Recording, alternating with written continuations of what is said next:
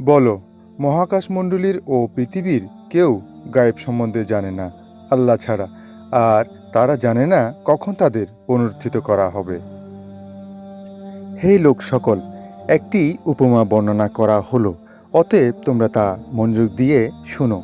তোমরা আল্লাহর পরিবর্তে যাদের পূজা করো তারা কখনো একটি মাছি সৃষ্টি করতে পারবে না, যদিও তারা সকলে একত্রিত হয়।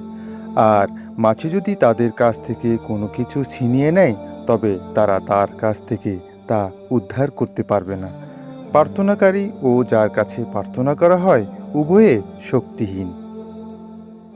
হজরত আবু হুরায়রা রাদিয়াল্লাহু থেকে বর্ণিত, প্রিয় রাসূল সাল্লাল্লাহু আলাইহি ওয়াসাল্লাম বলেছেন, যে ব্যক্তি সকাল সন্ধ্যা এই দোয়া ৩ বার পড়বে, আল্লাহ তাআলা তাকে সমস্ত প্রাণী, বিশেষ করে সাপ, বিচ্ছু প্রভৃতি বিষাক্ত কষ্টদায়ক প্রাণীর অনিষ্ট থেকে রক্ষা করবেন।